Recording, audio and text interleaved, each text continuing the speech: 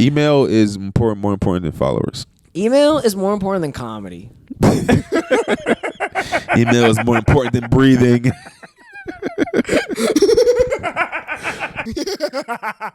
Welcome back to the Bhavcast. Today we got comedian and father. Please welcome Alan Massenburg. Hey, thanks for having me, man. Of course, dog. Thank you for coming all the way here. Yeah. Did you drive here to Philadelphia? Yeah, I drove. It wasn't that bad of a drive. It was nice outside today. Mm-hmm. Had the windows down, had my hair blowing in the wind. Yes. I love that, man. And how was finding parking? I parked right around the corner. I mean, oh, hell yeah. I had to pay for parking, but that's cool. It is what it is. You got to do that until 8. The PPA will get you. Yeah, man. I mean, you know they're notorious. Yeah, they're like the biggest criminals in Philadelphia. Yeah, next to my brother, he's pretty bad. No, he's pretty bad. No. No. Can I get his number after this? You know, I've been looking for a guy that just could mentor me. No, he's a pretty legit dude. Actually, don't look into that, y'all. Okay, we won't. But that's cool. Yeah, it's a beautiful day. Do you like to do things outside on beautiful days? What do you like to do? Yo, you know, I like to do anything revolving around water. Big water guy? Yeah, I'll do anything. Like, they like today, I'll go fishing today. Uh-huh. I would go fishing. If I was prepared, I would do something like that. Where's like the coolest place you ever went fishing? The coolest place I ever went fishing. A cool fishing experience was when I was in Myrtle Beach one time. We were fishing off the pier. And there were sharks, like right there off the pier on the beach. Like you could see like hammerheads and everything. That was pretty crazy, just to see like right there on the beach. Yeah. So I think that might be my most unique experience fishing. What's like the biggest fish you've ever catched? Oh, I don't catch much. Oh, you just like being out there. I just like the experience. I just like doing it, and like it's relaxing. I like being in nature and just looking at the water, hearing stuff. But I don't catch much. Yeah. Yeah, no, man. It's like everything I catch is like size of my hand. But I'll still cut it up and try to eat it though. Oh man. You know, recently this morning I just had a death in the family. It was actually my fish over there. You know, OJ. Rest in peace, OJ. Yeah, rest in peace. I had to flush him this morning. It was very sad. Damn, sorry to hear that, man. Yeah, and his name was OJ because he was a black beta fish. Oh. Yeah. Was he a murderer? He could be if I wanted him to be. You know what I mean? He eat other fish because they were cheating on him? You know, this is Nancy over here. I had to keep Nancy away from him. So, you know what I mean? Nancy was loose, that's why. Yeah. Do you like going to do you like to tan at the beach? Are you a big tanner? Well, when you're black, usually not. I don't think that we tan. I think that we just go outside in the sun. We don't consider it tanning. No, it's not like tanning, but we get like darker. You know what I mean? We get darker, but I don't think I've ever was like, okay, let me go get tan. Like I never said those words. So I guess I'm not a big tanner. No, because I always say those words. I love going out there and just soaking and just becoming dark. You know what I mean? Going from light skinned to dark skinned. I love that. I love that too. But I've never used the words I'm going to go do that as going to go tanning. Well, I'm like, yo, I might just go get in the sun and get my melanin up or something like that. But I don't know if I'm going to go tanning. I don't know. Well, tanning for me is like the actual activity of tanning is just laying and doing nothing. Okay, yeah. You know what I mean? Like, we could go out there and toss a disc. We could go out there and, you know, just run around with our shirts off. But tanning is like that basic bitch. I'm going to go lay there and do nothing, you know? Yeah, okay, yes. I do hear black women talking about tanning a lot and stuff. But just for me, I don't think I've ever heard my homeboy, yo, bro, we about to go tan. You trying to go tanning, bro? Yeah, no, I have a lot of white homebros, and they need that color, you know what I mean? Yeah, no, but I don't tan. Do you go in the water? Like when you on the beach? Yeah. Well, you know, as I get older, I get more afraid of the water. You know, when I was young, I'd be in the water 8 hours, splish splash, and then the waves beat me up. But now I'm scared. Because now you're smarter and you know what's in there. Yeah. When you were a kid, you had no idea. Like whatever, I don't know. What is a shark? Now you're like, oh, what is that? Was it a coral reef I feel on my foot? Exactly. Everything you feel, you scared. You go play in the water? I go up to like the older I get, the more shallow I go in. Like I would go up to like my chest. I may go to my chest, depending. But like I said, a lot of water though. It is. Your chest. For me too. I'm 6'3". Exactly. You're tall. So maybe like my belly button at this point. Yeah. So I just don't like it because, like I said, I've seen sharks at the beach. So it's like, nah, I'm good. Yeah. Nah. But do you respect sharks? Do you know sharks are low key one of the oldest animals on the fucking planet Earth? I did not know that they were. That makes sense though. They look like they're pretty old. Yeah, they're prehistoric, basically. I do respect them though. Yeah. Like, of course, like I can say to you, that's why I don't go. Like, I can swim. Like if I wish I could swim in the ocean, but I wouldn't because of the sharks. I respect them. Yeah. Oh no, don't get me wrong. Like you know how people do that like cage diving shit? Yeah. Never. You wouldn't do that? No, absolutely not, dude. Have you ever seen 47 Meters Down? No, I haven't. It's okay. It's a movie on Netflix. Or I don't know, Amazon. I don't know what it's on, but it's really bad. And it's one of those bad shark movies. And it's about like these people go in this shark cage, and then they go on this really like shady shark cage ride though. But like the fucking turnbuckle or whatever you want to call it, it's like just like loose. It gets loose and then it drops them and it gets stuck and then it drops some more. It's too much. It's you put yourself in their element like that. That's you're asking for. You're bait. I might have seen that. That sounds like a movie I've seen. They make a bunch of movies just like that. Yeah, every shark movie I'm a sucker for. The thing's loose, they break. The shark's like circling the whole time. Yeah. He finally eats somebody, and then the shark ends up dying. That's how the movie goes. Yeah, and it's animal cruelty because it's just trying to get out. It's just trying to go home to the open water. That's it. But you got it captive. That's why you do support the zoo. I love this conversation where it's going down. You know what I mean? I'm an engineer, but I always wanted to be a marine biologist and all that shit. Yeah, but my parents said no. But I love animals, and the zoo. No. Overall, the answer would be no, unless it's like certain types of zoos. Like there's zoos where like they get like elephants that were abused in circuses, or I think they're called like sanctuaries or some rehabilitation places. Yeah, those zoos, okay. But like the Philadelphia Zoo, I don't. Oh, and they know it's the worst zoo. There's one in New York, like on the island, Manhattan, or like in the Central Park. Oh, it's like a little dinky one though. Dude, it's not like it's a real. It's the saddest zoo I've ever seen. And I was like, the main attractions is sea lions. Really? It's just sea lions, pigeons, and squirrels. That's what's in the zoo. It's the saddest thing, man. It's so fucked up. Do you fuck with zoos? I do. I guess. I mean, I guess I do. I got kids, man. So it's like I kind of put my, what I know to the side, so the kids can be happy. It's like, what, I'll tell you how that monkey got here later. Enjoy the cotton candy. Have you ever taken them places like SeaWorld? Never to SeaWorld. Yeah, SeaWorld's fucked up. But they've been like multiple aquariums and multiple zoos But I've been to SeaWorld. SeaWorld's where they jump off the whales and stuff. Yeah. Right? You been there? Yeah, once when I was a child, and low key, real talk, this is so funny. We went like when I was like in elementary school, and we went to go see Shamu, which is the orca. Yeah. And it's like the way it's like spraying us and the way it's like jumping kind of, it looks like it wants to kill itself. And I'm like crying in the audience because one, I think I'm wet and cold too. I don't like being splashed. And it just looks so upset. And then this movie comes, and like my dad was like, "Oh, how did I get a kid that cries?" Right? I could see it in his face. And now all these years later, Blackfish came out, which is a documentary on SeaWorld and how bad they are to orcas. And it's fucking. I was like, "Dad, see, Tillicum wanted to kill himself." And that was the whale. Like they just got one from the water, and they just used this semen for like literally 20 years. It's not a bad life for a male. Yeah, but you know what it is? It's like. Okay, so orcas are like humans in the sense like they have races, they have languages, right? So they just took one dude and they bring all these bitches from all over the world and they put them in a tank where now all their senses are deaf, right? So now they're all frustrated in the sense like, imagine like we just made you blind and your ear is gone, and then they're like fuck, and then they're like like taking food away from you, and they're like perform. So now they're like. They don't want to fuck. Yeah. Until it comes like, I have to fuck you or they're going to, and he's bigger, and he's depressed and he's going to starve, So it's a shit show. Man, that's sexual assault. It's so many assaults. Oh man. How is SeaWorld still open? Yeah. Well, I think now they're working on getting rid of the whales. No more whale captivity. Maybe like you get like the silly animals like the sea lions and shit that are like dumb. But they still have feelings too. All animals have feelings. It's kind of crazy. Wow. Are we going to solve the crisis right now? We can. Because this is a crisis. You got all these animals hostage, and they be jumping off their noses and stuff. Yeah. Like, get off my nose, man. They think they playing acts. They doing tricks. No, they trying to get you off. Like, yo, make it off.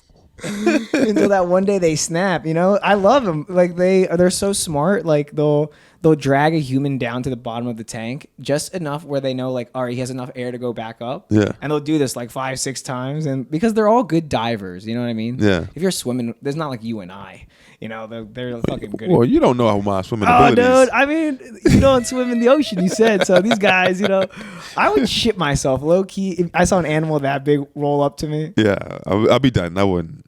No. No, I'm just drown immediately because I'm just terrified. No, I couldn't do it. Do you have any pets? I don't have any pets. Pets are hard for me to keep up with the way I travel. I travel a lot, so it's like, yeah, I don't have any pets. I can't take care of. So like, even it's hard for me to take care of my plants. Oh, it's on the brown guy. Can't take care of his plants. Oh no, Bro. Like I be trying though, so it's like, yo, I'm gonna be gone. What are y'all? Well, what are y'all? Put you by the light, but I'm just be back. You know what I mean? So it's like, I can't do that to no dog. You know of course. Yeah, that's. I've always wanted 2 dogs. You know what I mean? Just Bhav and his dogs, but I can't take care of them. I don't have the time for them. You know, and that's animal abuse. What about you got fish though? So Yeah, fish is like easy. But you got to feed them every day though, right? Nah, like every couple of days. Oh, see, I could probably get a fish. Yeah, no, fish is like, real talk. Fish is like a sexy aesthetic pet. You know what I mean? Like, you just put them up somewhere in a cool bottle. No one even knows they're there until they really look, and they're like, "Bro, you got a fish? Over there?" You know, just like, and they're like, "Yeah." And then the fish be all smooth, like, yeah, you see me? I'm just fishing over here. You know, you see me smooth out here. Yeah, it's real talk. I think the coolest fish tank would be one on like the floor. I mean, you get like 2 stingrays down there. Now you can just see them in the ground. Yeah, and they just kind of be like swimming around, you know, and you just be like bugging. That would be pretty cool. But again, though, that's the animal abuse we talking about, bro. No, but I'll take care of them. You know what I mean? But stingrays not meant to be in the floor. See, look. You're right. See, look. So now pets bad? Are people bad for having dogs? Wow. Low key, we are. Wow. We are. You know what my dad said to me one time, and he's like an old immigrant man. He said, "Isn't it crazy, Bhav? Like, isn't it crazy that these white people love their dogs, but they cut the balls off?" You know, they do. That's like, it is like that's. Dogs are one of the animals that fuck for fun. And we take that away from them. So after they get it cut, they no longer want. I mean, they're like, it's like if we got our nuts cut off, like your boner would still work, and then maybe like you would have to really use brain to fucking dick communication. Wow. But like your testosterone is like driven from your nutsack. Yeah. Wow, man. We should ban pets. No. We should take care of them better. Well, like dogs, like right now are like we have to.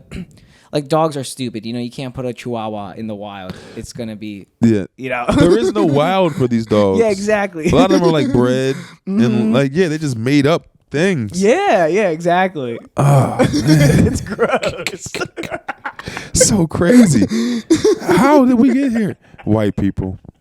That's the only way. That's it. You know what the funniest thing I saw the other day was? It was like a lady, she had a stroller. And I was like, oh, I can't wait to see how cute this baby is inside. And it was a fucking dog in the stroller. And I was like, these things are meant to walk, G. You ever see the dog all dressed up with like baby clothes on? Yeah, okay, that I can get behind, maybe. But like the walking thing. Oh, so like the dog wearing a sweater and like a bib is fine. But once you put it inside of a carriage, yeah. Then it's a problem. That's fucked up for me, Because, they have personality if you're a dog that's small and defenseless, That's crazy. I don't know. I mean, if I was a pet, I would like to be in a stroller. See, that's how maybe those little small white dogs that are like fucking. I forget what they're called, but they're like they always got boogers in their eyes and like those guys. Yeah, I know the name. I know what you're talking about though. Yeah, those sharp teeth. Something like that. But go ahead. I was gonna say, could you imagine if we had like adult strollers? I guess those are wheelchairs. Never mind. Yeah. Sorry. No, you're fine. I want to just be pushed around all day. No, that sounds like a dream though. Until you only can be pushed around. Well then, like you can't get up and walk. That's what I'm saying. Like, a wheelchair is not a dream, but a stroller, That's a paradise right there. Did you ever ride those big wheels when you were a child? Yeah, of course. Yeah, I think that is the dream. Big wheel. Big wheel. Like, I love those things. I could drift those things like a madman. Bro, the wind blow like 10 miles per hour. You going across the street. Those things are so light. It was all right. You know? But if you ride it nowadays, though, because you weigh more, Yeah. you wouldn't get blown across the street. Or you could just get like a motorcycle, like a regular person. I do have a motorcycle. Oh, you do? Oh, okay. Then you need a big wheel. If you already have a motorcycle. You got to get a big wheel. The thing about big wheels is I think the back two wheels, they used to be plastic or something like that. Well, all the wheels are plastic, weren't they? Okay, all the wheels. The back two for sure, but the front wheel was just a harder plastic. Okay, that's what it was. It had like tire treads on it. Yeah. So that's what made it real fun, you know? They would wear down over time, though. Yeah. So you really be sliding on that, John. I really enjoyed that. Yeah, get a big wheel nowadays. That'd be fun. Yeah. I mean, you could, like I said, they do got the motorcycle though. They got the you ever see with the two back wheels? The motorcycle. The you seen tricycle. that? Yeah. Like the people in Miami be riding it all the time. You know, can I tell you real talk? I'm listening. I drive a motorcycle, right? And I call it a bike. You know, some people in the motorcycle community don't even like I call it a bike. But it's just a shorter word. But those tricycles, this is what it is. It's the matter of knowing how to change gears. Okay. You know what I mean? So there's just those bike people. They're too showy and they're too loud for what their vehicle can't do.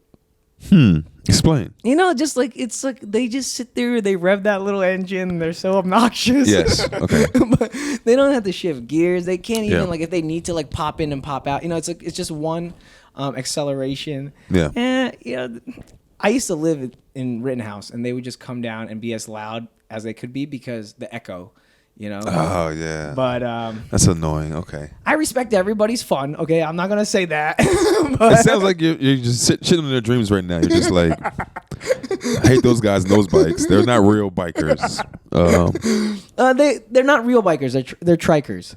Isn't it? Trikers. Yeah, they're trikers. They drive tricycles. Okay, I get it. I mean, listen, I'm not in the bike community. I like four wheels.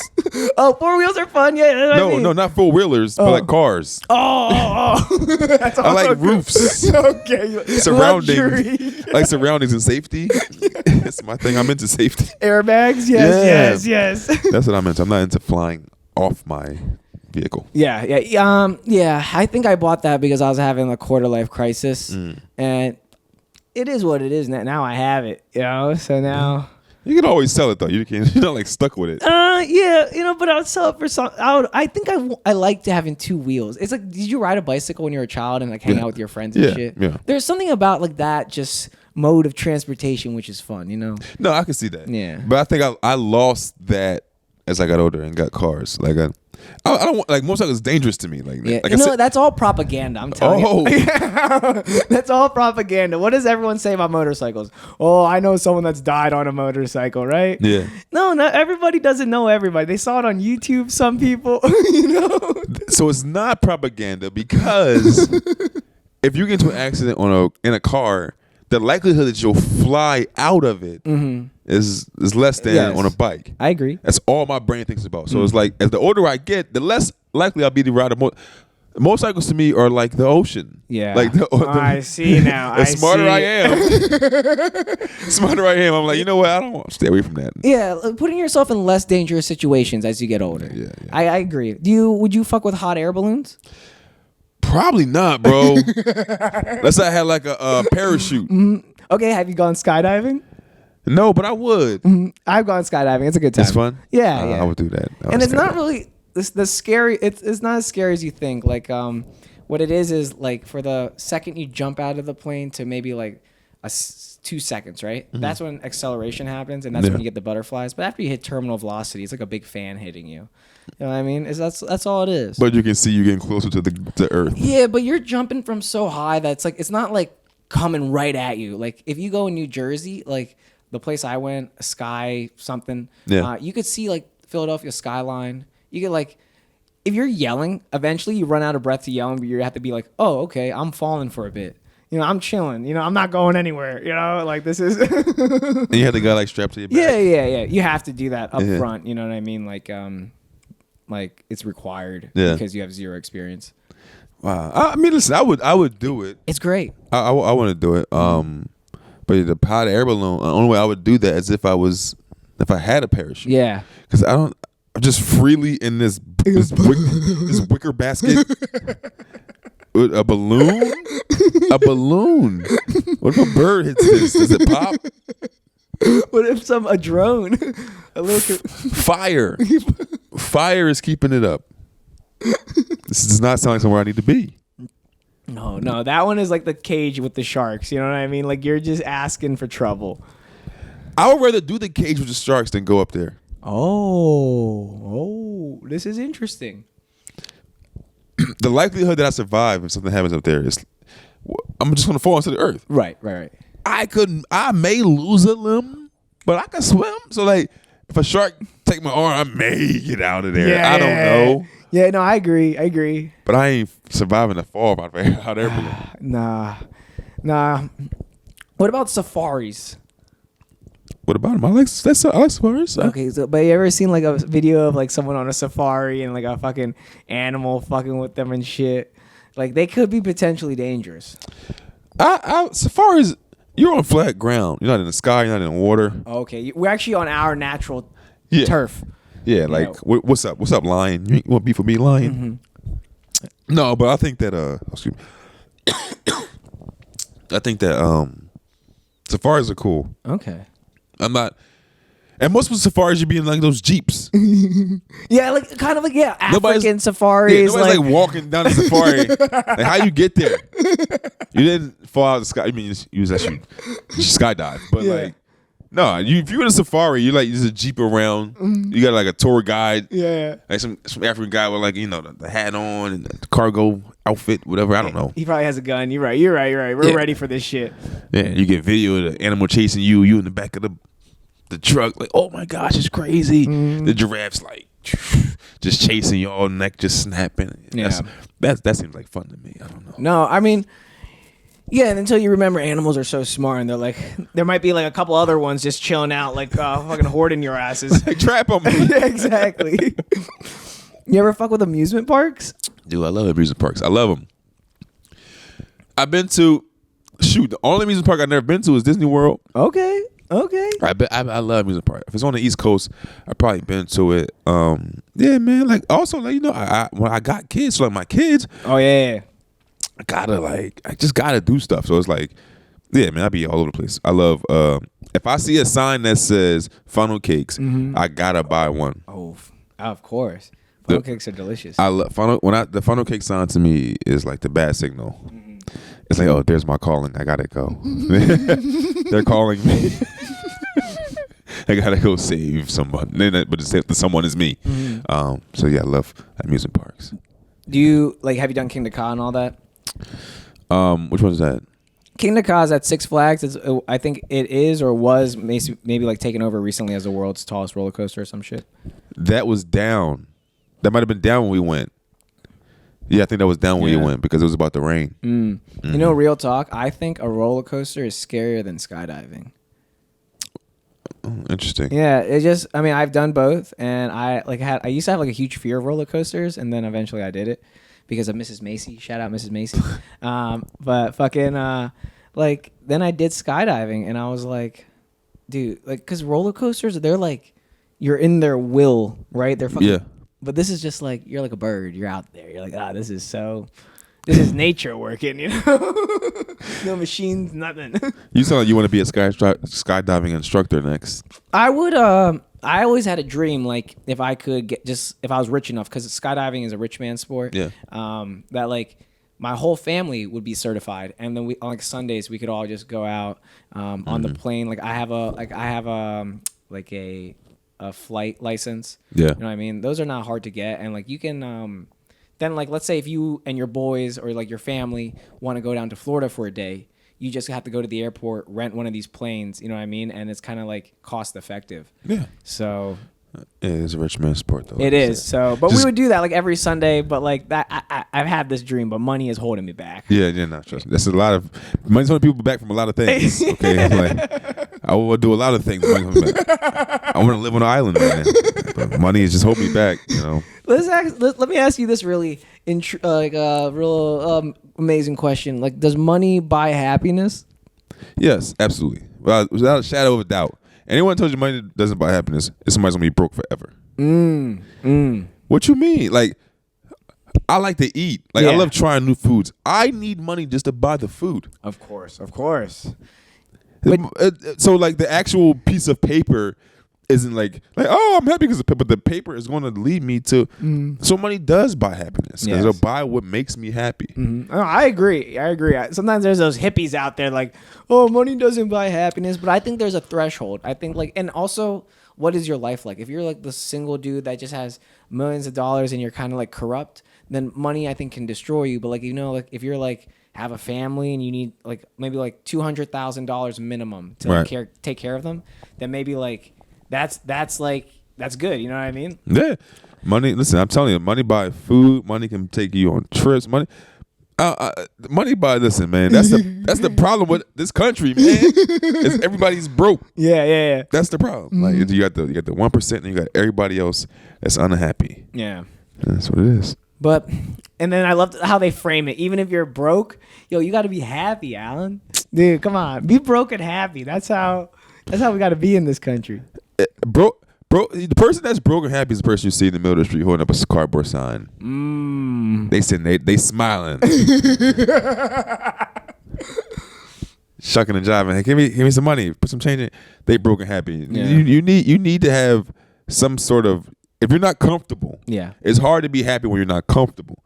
So it's like if you're stressing, you got to pay this bill, you got to do that. Like all you need is a couple dollars. You got a couple dollars. You could get to being happy. You know what I mean? So it's like anybody's like money doesn't buy happiness. It's like, okay, bro. Yeah. I got bills. Tell my landlord. No, I agree. Like because if my bills are paid, then I have space to be as happy as I want to be. And all that stuff. Man. Yeah. No, I agree. I mean, I have brown parents. They're always harping about money and shit. And they have money. If I have enough money where they're not nagging me, I'm happy. You know what I mean? Like, as long as they're quiet, that buys my happiness. Exactly. Something can buy you. Well, I mean, something can. What's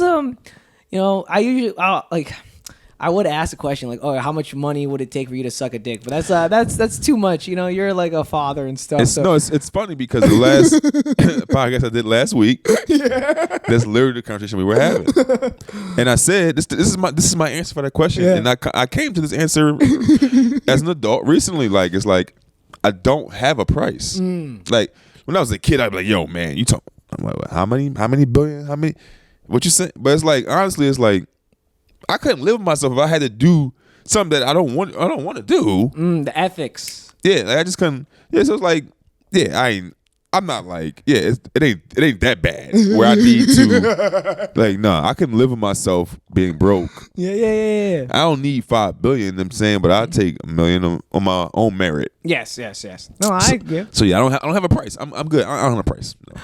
But Alan, go ahead, try me. If I could ask you, please, to give me a price, and you leave your ethics behind. Leave those ethics behind for a second. Yeah. You as a greedy man who just wants some cash for this new. Are you a cars guy? Are you a cars guy because you want to be safe? What's your car, dude?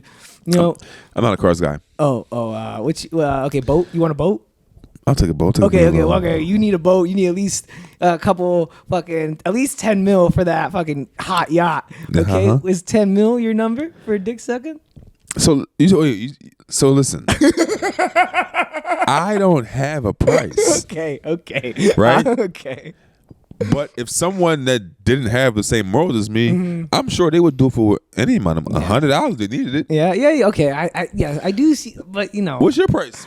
I mean, you're sitting there. What's your price? I'll probably say at that time. Okay, let's say if you ask me today, I'll probably say at least 10 mil, and then you can haggle me down to maybe like 6.5. You know. So somebody came with 3 mil, you say no? No. I'm saying I gotta. If you're coming with me 3 mil, I gotta see who you are. See? Yeah. So you're telling me. So you're telling me.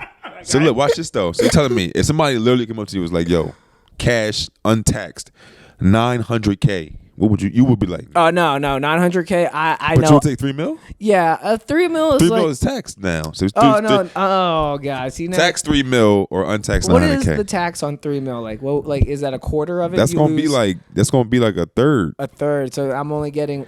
You're only getting 2 mil. 2 mil. Oh man. No, I think I can make 2 mil in this lifetime. So this is the thing. So it's like, but 3 was fine, but you do for 3.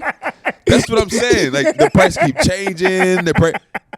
If somebody came to you with 500K, walk to your front door with an envelope, 500K. Nobody got to know about this. It's midnight. Nobody see me come up here.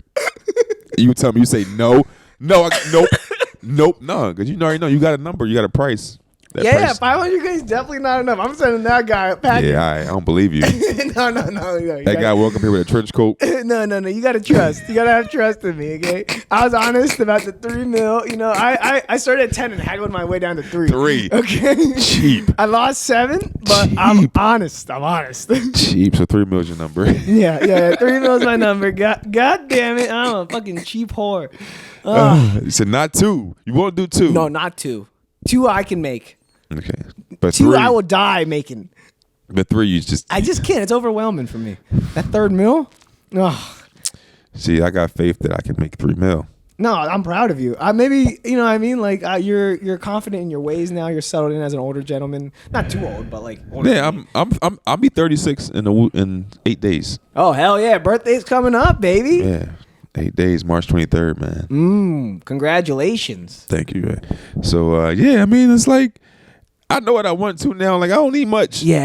Like, when you're a kid, when you're young, you're like, yo, I want to get the biggest house and to get all the cars. I want to do all the, you know what I'm saying? Man, nah, I'm good now. I'm 35. My kids about to be, my kids, they both in their teens. And so it's like, bro, I don't need much. Honestly, yeah. 3 mil? No, I'm good. Ain't no number, bro. Yeah.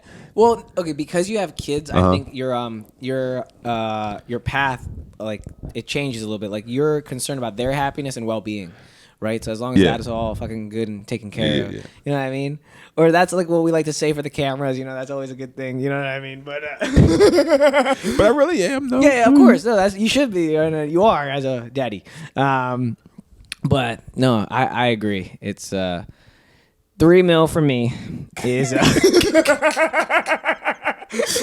Sorry, Mom. I'm sorry you had to see this like this. There's probably some guy that's this right now and just like, how can I get 3 million? How can I get 3 million so I can give Bhav a call? I know. I mean, you know what's really crazy? Since this podcast has came out, the gay community has really come out for me. Nice. In a positive way. Yeah. They want me to send nudes and a lot of crazy things. So the gay guys came for you. Nice. Wow, I see what you did there. They yes. Yeah, they did come for me. Yes. they're so straightforward too. Like, you know, like you're a straight guy. So the gay guys are straight. Okay, I'm done. I love this. I love it, man. I'm sorry. I'm done. See, I'm so bad at writing puns, and like hear me saying these unintentional fucking things, and you really, when I watch this back, I'm like, there it is, Bhav. You're doing it naturally. There you go. You just need someone to tell you where you're doing them. You're doing it. You gotta just see it being done. Yeah. It's crazy. So you were saying that they're supportive, though. They're supportive by just me. They don't care about my comedy or my podcast. I think they just want me to send booty pics. Do you? No, not yet. I'm not. It's kind of like the fucking 3 million thing. When if I'm desperate enough, that's when I'll open that floodgate. I know a guy, a straight guy, has like a family and stuff. Yeah. He on OnlyFans. What is he doing? Sending pictures and stuff to like people pay for his pictures, but like full nude and all that shit. It's like pictures of him, his butt and stuff. But like some of his content get bought by like dudes. Yeah. But like he's not a gay guy. I mean, I don't think he is. No. So it's like, I mean, you could do that, you know. I have considered it, but here's the thing. Once you kind of put that kind of content out there, it's out there. Anyone can screenshot it and do whatever they want with it. So I have to be really concrete if I want to have kids or not. Yeah. You know what I mean? If I don't want to do that, then I will go down this route. Yeah. But if I choose to have a family, I don't want anything like that out there. I feel you. This is enough. This will get my kids in trouble. Your dad was a young, stupid idiot. But that stuff is like, we're still watching that unfold. You know, this whole OnlyFans space, this whole like it's such a new thing, and we're still kind of like just like vapes. Yeah, it's like still the science is new. unfolding to us. It's all new. I say that. So like when we were kids, we don't know really what our parents were thinking. Yeah, the kids coming up now can just Google their parents and see them on YouTube and know exactly what they're thinking because they're on podcasts talking and stuff like that. You can go online and see your Facebook, your family's statuses and see what's going on. Like the kids, it's just different. Like OnlyFans, so like it's that content can be screenshot, bro, and shared. Yeah, and then like misconstrued it and all that shit and AI and all that shit. It's crazy out there now. If something of mine get leaked, that's my excuse. I'm telling y'all now. If y'all see anything of me from 12, 15 years ago, it's AI. It's AI. That was not me on there. That was not my back. You did not see. That was not me on there. This is. You know what? Someone once said something like, if you never want to get caught with AI, you wear like a sixth finger, basically. And so if they have like a real picture of you, they'll always have the sixth finger. But if they use AI, like you only have 5 fingers. No, I think why they say that is because sometimes when AI is generated, it creates an extra finger on some of the hands. Oh, really? So if you get caught doing something, you got that finger on. You're like, that's not a real picture. Look, I got a 6 finger. Yeah, exactly. It's like something like that. It's crazy. That's funny. Yeah, man. But that's why I tell my kids now though, like I don't put no content out nowhere that I'm not comfortable with my kids seeing, right? Right. But once they're 18 and adults, I'm going crazy. Like I'm gonna let loose. It's like, all right, y'all adults now. Yeah. I'm being my whole self. Yeah. Like if they have kids and they got grandkids, that they gotta explain to the grandkids. Like, this is just your crazy granddaddy. That ain't my job. Yeah. I held it down for 18 years. It's your job now to explain to the people. I'm be my natural self. I'm being wild and crazy how I be. Yeah. So no, I love that, and that's how it should be. You know what I mean? Like, yeah. Are you on this side of the stance or the other side? Like, should you be like your kid's friend or not their friend? I think it'd be weird, right? Check this out. This is a weird question. If I ask you this question, are you your kid's friend? And you'd be like, no. Wouldn't that be a weird answer? I feel like you'd be like, are you your kid's friend? Like, you want to be your kid's friend. Like, you want to be your family members' friends, your loved one's friend. I also want to be your friend. Yeah. I don't want to be like the level of friend where it's like we're here on the same level. But it's like you got to respect me. There's rules. There's things you got to do.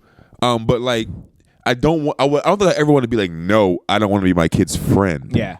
But you know the way I'm saying, in a sense, friend. You know what I mean? But I think a lot of times, though, in the community, when people think that, like, no, I'm not my kid's friend, and they take that and they just think that it's got to be hard now. Right, okay, I see what you're saying. So it's like, yeah, I do want to be my kid's friend, but there's also going to be some shit you got to, consequences, repercussions, and things you got to do in life as a person. But discipline and all that jazz. Discipline, but like, I do want to be your friend. I do want to get along with you. Yeah. So it's like, I guess, I've been thinking about that a lot, though, because, like, my generation is like, you stay in the kid's place. Do what I say. Don't ask why, because I said so. All that kind of stuff. Like, then we ain't friends of the day. We cool, bro? It was a lot of like fear mongering. You know what I mean? Yeah. Because you're an '80s baby, and so is my sister. She was '87, and like, I'm 88. Yeah. The best year in hip hop. Is it? 80. Some of the most classic albums in hip hop dropped that year. A lot of rappers, EPMD, NWA, Public Enemy, Will Smith and Jazzy Jeff. Just so many great albums in hip hop dropped that year. I think that was the same year that Will Smith won the first Grammy for rap. Yeah, so it was a big year for hip hop. You know what? And I was born that year too. So yeah. Of course. You know what happened in '93? What happened in '93? MJ won his first three-peat. Hey, really? Yeah. 91, 92, 93. And then his daddy died that year too, R.I.P. And then he took a break and went and played baseball. Yes, sir. And he realized, I need to go back to basketball. I love dude, are you a Phillies sports fan? Or Everything. what's your all Philly sports. Where were you? Even the Flyers. Where'd you come from? Like, where are you harnessed from? Your energy. Where's that birth, my friend? So where am I from? So I'm originally from West Philly. Okay. And then I moved to the suburbs, moved to Lansdowne, Delco, you know what I'm saying, in the county, you know what I mean? And then I went to college, and then I had moved out to Lancaster because that's where my baby is it mom Lancaster or Lancaster? I'll break it down for you, right? I could break it all the way down for you. So like people from Lancaster, they call it Lancaster. That's how they say it. That's how you pronounce it. That's where they're from. That's how they pronounce it. If you're going, so where I'm from, like we had a Lancaster Avenue. There's like I've seen. I'm not. It's not the first time I've ever seen the word. It's not a new word. So it's like this is how I pronounce the word Lancaster all my life. So it's like when I went to college out there and they started saying like that. I mean, like sometimes out of respect, sometimes I may say it the right way, but like that's not how I say it. If I read that word, I'm gonna read it as Lancaster. Yeah, I agree. Yeah. So this is like, so they pronounce it one way and everybody else does another way. I saw a beautiful girl that was in Lancaster. We saw each other for a nice summer, and I pronounced it the way it was supposed to be pronounced because for some pussy, I'll change. I'll bend. See, how you do it? Kissed her. And then I kissed her. Yeah. Yeah, man. But, so yeah, I mean, I think that, then I've been going back and forth to New York for the last couple of years. You know what I mean? I like changed. Like I asked you where you were from, but I lost that last subject before. Do you know where we're going? No, I don't know. You were saying where did I harness that from? And it was like, I was like, what do you mean I'm harnessed that from? Like, where are you from? But I don't remember where. Ah, God damn it. It's all right. Yeah, it's all right. It's the Tito's. Yeah, I know. It's the whole thing. It's the whole thing, man. I think it was something for comedy, but then I lost it. But it is what it is. It just happens on the Bhavcast. So when did you start comedy? I've been doing comedy for 8.5 years. Okay. I started October 12th, 2015. What was that day like? Open mic in Lancaster, and I remember like I was prepared, bro. Yeah. Like I had material, I was ready. Oh, I love that. I had my friends was there. My ex, she came. What? And well, she was my girl at the time. Oh, okay. I see. Okay. I thought you were just like, hey, ex, can you come with me to this my first open mic? I need your love and support that you now hate me, bitch. She probably hates me now. Yeah. But 8.5 years ago, we was locked in. I love that. And so she came, and I told my jokes and my stories. I didn't like crush or nothing like that, but I didn't like completely bomb. Like I still got the footage on my Instagram. If you scroll back 8.5 years ago, you'll see the footage up there. And I got a couple chuckles, but like I was in love with it though. That's like what kept you in, you know? Yeah, but I was like, I always loved stand up though. Like before I even started, like I grew up watching. Like I watched every single Def Comedy Jam episode. I watched all the comic views. Like I used to watch it like all the time. Like every night I would go to bed watching comic view. Like I love stand up. Yeah, you know what I mean? So like when I finally did that shit, I was like, yeah, this is it right here. Like everything started making sense after I started doing stand up. You know what I mean? So it's like I've been locked in ever since. Yeah. And like you were like a big storyteller, right? Yeah, I think I've realized that, and I've kind of been locking into that more recently. That like I am a storyteller, because like I'm not gonna say I have difficulty, but like when I upload like reels and TikToks of my jokes, it'll be making sense sometimes, because sometimes it'll be like too long. Yeah. It's over a minute. So when I clip them down in like 30, 40 seconds, it was like, it's not the whole thing though. Yeah. So like I had somebody on YouTube the other day tell me, he said like, he said something like, oh, I like the way you told the story. I like these kind of jokes. And I was like, thank you. Like this is what my style. My style is like, something happened, I'm gonna tell you the story about what happened, and it's gonna be funny. It's gonna be good. I mean, I'm not saying that I'm going 50 seconds without laughs, but I'm just saying though, like most of my jokes are it's gonna be a good story. Yeah. No, I asked that because I'm a storyteller as well, and like that's the magic, right? You have to figure out like how to tell a story and make every like third sentence funny, while still getting the story down the fucking pipe, while still making like attentive, and you know what I mean? So that's like I really enjoy that, and I think that's what makes it like fun, you know? Like I try to do the whole setup punch, but I'm so bad at writing that type of comedy, like a Jimmy Carr style almost. Yeah. I'm fucking trash. You know? I go up there and I'm like someone just fucking kill me. You know? Yeah, no, I feel you though, because like I just do what's natural. Yeah, you know what I mean. You know, I like that hazing a little bit, like to go up there and try something different. Like, do you ever do roast battles? The first show I've ever done was a roast battle. The first show I ever did was a roast battle. I smoked that shit. Like I'm good at roasting, but I don't do them anymore. I haven't done it in a long time. Yeah. Like I'm just too emotional. I love that answer. Yeah. Don't talk about my kids. Don't do nothing like that. I'm liable. I'm just don't. I'd rather just do stand up, bro. Yeah. No, I agree. You know, what I mean, I'm on the opposite side. Like I've been bullied my whole life, so it's easy to roast me. So I go up. Like I tried this thing last week on like fucking Claudia and Albin's roast battle. Like I just did it just like to get on a show. You know what I mean? But like I was like, guys, and Damon Lilly at all? Yes. Yes. So I don't know much of him, but he's a great pun writer. Yeah. So every joke was like an Indian pun, and he crushed me. But like, I went up there and I was like, Damon, you're such a nice guy. I can't roast you. So then I was like, I turned around, I put on sunglasses. I was like, but the Bhav can. And Alan, when I tell you I lost the crowd, they were like, I hate this so much. And I already had the sunglasses on. So now it was the gross. I fucking lost so bad. Bro, do you know the audience doesn't know who the Bhav is? Yeah, I know, but I said fuck it, dude. I just said I've always wanted to do this, and I've done it now, and now I got a reppin'. That's what makes you happy, though. Yeah. I'm all for it. Yeah. Rock out, bro. I'm all for it. Yeah, I get it though, but yeah, I try to shy away from the.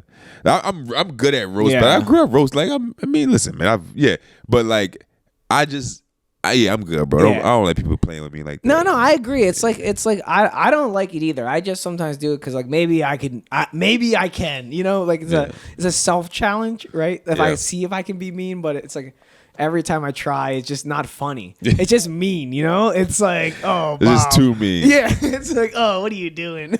And you really want to hurt somebody's feelings. Yeah, and it's like I think it's funny. I'm up there cracking up, and everyone's like, "Oh." I would love to see that. Let me know next time you have a roast battle so I can go in the audience. Okay. I would love to watch you just. Yeah, a lot of my peers were like, "Oh, bro, like that's not what I expected," you know. I was like, "Oh." Yeah, I want to come to this now. It was a big bombs. I love when people bomb. Yeah, bro. What's today? I don't even know what today is. 3 or 4 days ago. Yeah. My I'm funnier than you. I can write all your jokes, uncle. Mm-hmm. That uncle was at a show with me, and after this show, they happened to have an open mic. And I was like, Unc, you've been talking all that trash, how you funnier than me, and all this stuff. I was like, sign up for the open mic. Let's see it. Yeah. Luckily, he had enough E&J, and he signed up for the open mic. And when I tell you, this was the most glorious bomb I've ever seen. Oh, I felt so good watching him go up there and bomb. I was like, yeah, look at that. Man. Yeah. You thought this is a profession, bro. This is not just a barbershop. He was bombing so bad. He started at one point he goes, am I bombing? I was like, don't look at me, dog. Yeah, I guess we have to look at that in two ways. If someone is deserving karma, it's beautiful. It's like poetic justice. Yep. But if they're like, oh, this is my second time doing comedy, and like their intentions are good, but it's a really sad. Then I feel like my heart is for them. Yeah, this wasn't that. Yeah, I know. This was the guy who was arrogant. His one joke was like, his first opening joke was like, yeah, people think I'm arrogant. Oh. And then they bombed. He was like, am I bombing? Like, look at that irony. Look at that. You so arrogant. And he was like, yeah, Alan Massenburg, my nephew. I said, don't call my name. Don't tell him. Don't bring me in this. Keep me out of this. Bomb on your own merit. Yeah, that's the worst when like someone is like bombing and they say your name like and you're like no. Yo, that was the best. That was the best bomb I ever seen. So I'm saying, so I love watching people bomb. Yeah. Like it's so funny to me. Mm-hmm. No, I agree. I love it too. Oh man, that was the best bomb I ever seen. Yeah, but I recorded it. I sent it to all my family. Good. You should bring it up every Christmas. If he's ever being a douchebag, just bring it up Chromecast it fucking to a TV. As soon as he comes into a room, just have it on. Bro.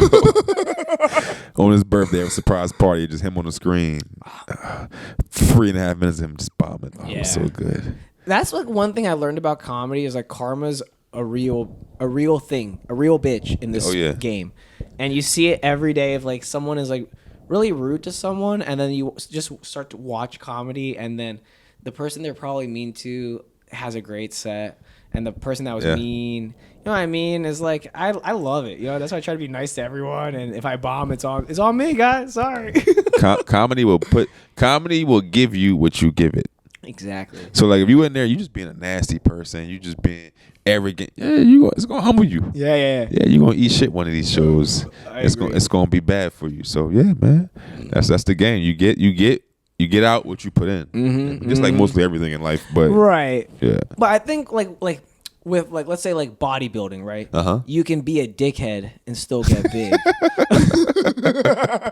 With comedy, it's almost hard to be a dickhead and still get big because you have to interact with humans, not steel plates. It depends on who you're being a dickhead to. Okay, fair. There are plenty of comedy dickheads that quote unquote made it. Yeah, let's. You know what I mean? Yeah. But I think no one makes it until they make it, in my opinion. What's making it? Okay. My thing is, for me, it's like I have to be at least making $100K, like to stop doing engineering, and so it's like that's at least 100. Probably like 150 would be nice doing comedy. Then I can securely quit engineering. Right. Start getting tatted up. You know what I mean? Maybe 3 years of making 150. That's when I can start getting tatted up. Tatted up. Okay. Yeah. So making it in your mind is having a sleeve. No. It's the financial backing. You know what I mean? And that's not even making it. That's just the start for me. So that's what I'm saying. Yeah. What's making it? Making it is when you can just tour freely. If you put out dates, they sell out.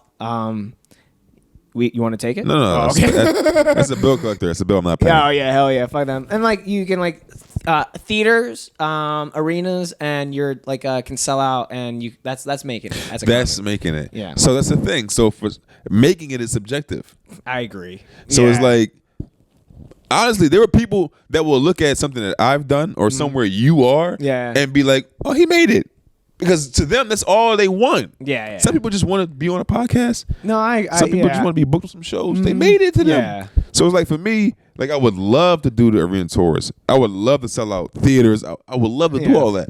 I mean, but for me, I think making it, for right now, making it is comfortably providing the life that I want strictly off comedy money. Like, right. Like that's pretty much it. Like, so it's like I don't give a fuck if I'm in a movie. I don't. If I get to a point, like you know, I don't have a job. You know what I'm saying? So it's like, but I'm not, the comfortably part isn't where. Right. But you know what I mean? That's the start of it, right? Like that's like the gateway, like the entry. Yeah. Like you can first now like just do comedy and not have to worry about a day job. Like that 40 hours you put into some bullshit, like that can go to like comedy or like sketches or whatever. And then you can start to take off. You know, like sometimes I think about that. Like I'll be sitting there 8 a.m. making chips. And I'm like, man, I could be writing stuffs about my dick right now. Just thinking about wieners. You know what I mean? I don't really write dick jokes, but that was just for the They got building our warships over here, thinking about dick jokes at 9 a.m. Our country is going downhill. Yeah. Do you ever miss actually like working like in an old school job? No. Oh. What? I hate working, and I hate working because I know that working isn't my purpose. Yeah. So I feel bad working, bro. Yeah. Like my heart get tense, my head hurt. Like I just feel bad. Yeah. No. Okay. Let me rephrase my question. So I don't miss it. No. Yeah. Do you? But like, okay. Do you miss good coworkers? Yeah. So it's the thing about coworkers. Like we have good coworkers in comedy. Oh yeah, I guess. Like, so it's not really much I miss about regular work besides the pay consistently. Yeah. Okay. Yeah. Like that's the only thing. But like, no, bro. Like it's like so like when it comes to like making it right. So it's like there's a couple of things I want to do to where I feel like I may have made it in my own eyes. Like to other people, they be like, "Oh, he's not doing this or doing that. He ain't make it." But you don't know what I want out of this. Yeah. So what do you want out of this? That's what I'm saying. I just want to be able to live. Tell me what you want. That's what I'm saying. Like, so this is what I want. Honestly, humbly. Yes. I want to be the biggest, best comedian to ever do it. Like that's just my goal. I would love to do that because the feeling I get from this is what drives me. It's like a drug for me. Like if I can get to a level that has never been hit before, I'll feel amazing. Yeah. Right. So it's like I would love to get to that point, but in my mind of making it, it's just like when I'm comfortably doing what I want to do of comedy money. Yeah. Creating what I want to create. Exactly. Comfortably, like being able to produce my own stuff, whatever it is. Like I want to produce my own everything. Yeah, you know what I mean? So it's like when I can comfortably do what I want to do, I'm headlining every weekend somewhere. Yeah. Like, I feel like I made what I wanted to make. No, I agree. Now I think that if I keep going hard, there's no telling where I go. But where I want to go, like right now, for the foreseeable future, is like that's what I want. No, like, and I love that answer. Yeah. Like it's this like same thing as me. It's like until like comedy can fund everything that you want to do, like artsy fartsy wise, right? And then you can take it to like whatever level you need to take it to, for, like and then for you, it's like just being that new guy. You know what I mean? Yeah. So this is crazy because this all leads to you dropping this album, dude. Yeah, man. March 22nd. We got action. Yeah, man. Let's go. I love that phrase. Where'd you find this phrase? We got action. Because anything you post, I booked you on the show. You're like, oh, whatever the date was, we got action. So where did this we got action come from? Tell me this, Alan. Yo, so we got action. It just came from, so like, we post our shows and promote our shows online. And we always trying to think of like something funny to say to promote. Every time I be on shows a lot and I can't keep coming up with things to say. Yeah. So it got to a point like I gotta figure out one thing to say. Yeah. And like we got action literally just became what I post online. Be like, yo, this date, this address, we got action here. Yeah. And it just became a thing. Like, but I get booked on shows a lot, so like every day I'm posting, we got action. And like it's funny because like I be seeing other comedians post it too now. Like we got action. It's like I don't know, it just became like my slogan, I guess. Yeah, no, it is your slogan. When I think about you, I think about action, and I think about what we got, and that is action. We got action. I was down at the American Black Film Festival in Miami like 2 years ago, and the executive, she had asked me, she was like, what are you gonna name your special? That's what she said to me. What are you gonna name it? I wasn't even thinking about a special or thinking about an album or anything. She's like, what are you gonna name your special?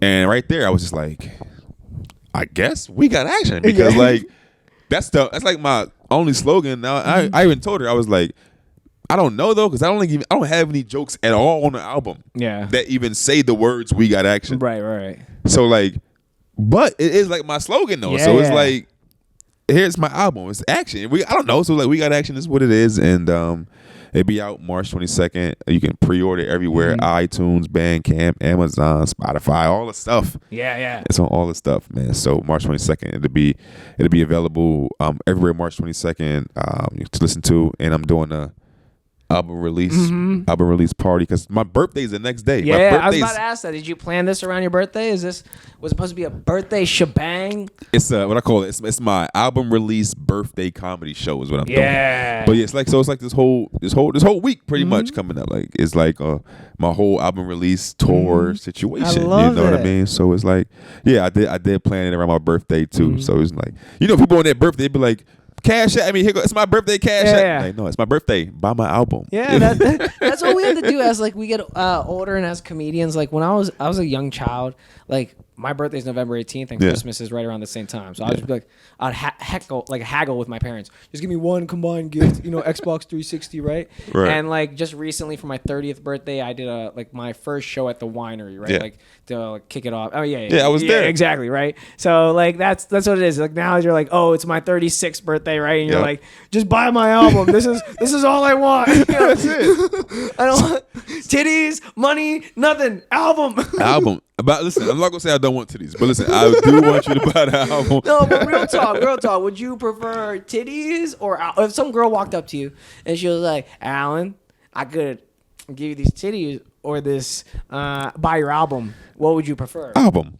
Yeah, there we go. Album. I can see these online for free. Yeah. Give me album. Yeah, album. iTunes, download, pre-order, all those things. Yeah. So now you've tried to record it multiple times, and Yeah. like I know the one issue is with audio. Yeah. And you know, like when we did the fucking winery show, Yeah. I don't know if you heard that audio, but the one that came from the track, he did like I think the actual sound guy, he didn't like turn the music off. So for the first minute of like everyone's set, like on the real mic audio, the music was kicking. Crazy. So that audio was trash too. So like, tell me about like your audio experience, because as someone who produces a lot of content, it was the bane of my existence. And when I heard that, I felt such sympathy, and I felt your pain. So I was like, come on. So the first time I recorded it, the audio, there was just an issue with the recording of the audio. Like it just didn't. I'm not even sure, man. Like somebody didn't press something that they're supposed to do, and it's out of my control. Yeah. And then like it was like a couple weeks after the show is when I found out. I mean, for you, that's when you would find out. Yeah, so I found out, and I was just like, honestly, when I found out, bro, I was depressed for like 2 weeks because I like built this is my album recording, my debut album. I had all my friends there. I went hard, I killed it. Like it was, I felt good about it. And then like 2 weeks went by, I was just like, wait, we can't use that, and we couldn't use it. And that hurts. So you couldn't hear it. It was just So I ain't even lie. I was like depressed for like 2 weeks, and then I finally was like, yo, what am I going to do to get out of it? Yeah. So I just posted on Facebook. Like I was just like, yo, this was going on. Like the album didn't work out. Mm-hmm. I've been in the dump. Like I gotta figure out my next move, and I guess this is the only way I can get there. Yeah. And then that's how you had reached out, and we figured out the City Winery situation. Yeah. You know what I mean? So then I had booked not my book. I guess we say book, but my friend Pat, he's producing my podcast. Pat George. Pat, great guy, great mullet. Yeah, he runs Baby Mermaid Productions. Is the name of his company, and he helped me with my audio. So we came down City Winery. He did the whole audio for me. It sounded good, but honestly, it wasn't the album that I wanted. But yeah, I know. I respectfully I agree. did, but what I did though, people listening, this is the only audience to get this treat. I don't think I've told anybody this yet. Oh hell yeah! So the last track on the album is from City Winery. Oh hell yeah, dude! Hell yeah. That's awesome. I love that. Yeah. So it's one of my favorite jokes, man, and I remember doing it while I was doing that City Winery. It was killing. I was like, yo, this song sounds good. And I already told Pat, I said, yo, that final straw joke, I was like, City Winery, I said, we're gonna have to at least put that on the end. Yeah. Like that joke sounded real good. So Pat finagled the audio and he put it together. It sounded good. Yeah. So it's like my album is it's 17 tracks, it's 18 tracks. One of the tracks is from your show, and I appreciate that because I needed that show too because I recorded it again. Yeah. And at Phantom Power in Lancaster. And see, I put that change it Lancaster, and because I'm talking about. And so I did it again there, and Pat came back down. We did it, and my man Joey St. John, he runs St. John Media. He recorded all the audio, and he shot me like a special. And I wasn't even looking for the special. I just wanted the audio, but I do have like good content. Like I could finagle and put out like a I was about to video. ask that next. Like, so is this all? When you say 18 episodes, is it all audio? 18 tracks, all audio. So yeah, so it's like on iTunes, Spotify. Okay, so it's like a. I just wanted to verify because I think in today's like fucking climate, it would be also nice to have those 18 tracks in live. You know what I mean? I have them. Yeah, and I mean like maybe on YouTube, just like put them out after maybe 9 months, maybe a year. Whatever, bill your money on the thing. So this is what I've been doing. And anybody listen to this, everybody that pre-ordered the album, you got the first 6 minutes video of the performance. On all of them? Just the first 6 minutes of the set. Oh, okay. So which was like two jokes. It was 2 tracks plus a joke I didn't even put on the album. Oh, okay. So I emailed everybody like, yo, here goes a YouTube unlisted link of thanks for pre-ordering the album. Yeah. I didn't drop the track, but I'm just using the video for things like that. Yeah. So I've been clipping it up for Instagram and TikTok, but I've also been sending people links to just like, yo, thank you for pre-ordering the album. You know, because I'm doing it independently, so I can just do whatever I want. Exactly. You know what I mean? The power is yours. Yeah. You know what I mean? And are you collecting everyone's emails? Yeah, I got everybody's emails. Yeah, that's the biggest thing. Yeah, man. The fucking email. Yeah. I need to get on that fucking grind. Email is more important than followers. Email is more important than comedy. Email is more important than breathing. Who needs water when you have emails? Emails will get me fluids. Emails is hydration. I'll just eat emails. I'll eat hyperlinks. I don't know. Yeah, man. But I've been collecting, all that stuff, emails and stuff, man. But it's album time. Mm-hmm. You know what I'm I saying? love that. And let me ask you this. So like, you know, like comedy careers work as in the sense like, you know, you do like your first 10 years, you know, that's close. And it's like, then you do your first album. So would you say, and then like your next album has to be within like the next 2 years, 1 year, you know, depend, like whatever the fucking stereotype of doing the albums is. But like, would you say your first album is within the first 8 years, or like what does it encompass? What timeline of your life? So my first album encompasses material that from over the first 8.5 years. Yeah. And it's kind of talk about my whole life from the beginning to now. So I talk about growing up. I talk about growing up in West Philly, and then I talk about becoming a teenage dad. I talk about all the traffic stops in between. Love that. Talk about being an artist now who needs reparations. Mm-hmm. So yeah, I just talk about like how I see things as a black man, black single dad. Like so yeah, it's a pretty good like. So I say the album is it's like a good glimpse of who I am, right? Without like going through my TikToks and my reels and all that kind of stuff. You can here's a project, but I know who Alan is now. Like this is who he is, and it's like it's a good representation of that. You know I like that, and I think that's what your first album should be. You know what I mean? Like you're like this is who I am, and this is like the basis for everything that is to come. You know what I mean?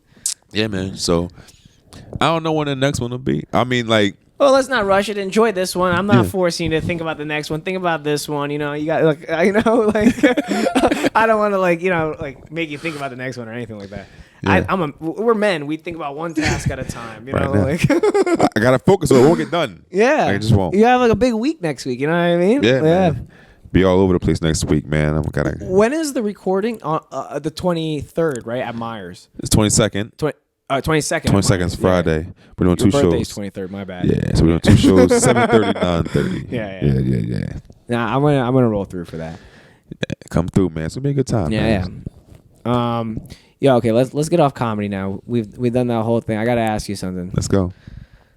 I got a lot on this thing. Do you have any tattoos? I got 3 tattoos. Tell me about them. 3 tattoos, 2 of which I regret. I got them all before I was 18.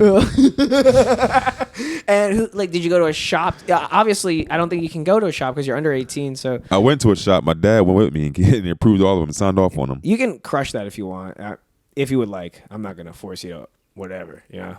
I'll just take a little shot of that. But yeah, my dad took me to get my tattoos. So he. Oh, okay, that's cool. He let me. Yeah, it's like my birthday. It's like my birthday gift each year, like 16, 17. Take you to get your tattoos. And what are they?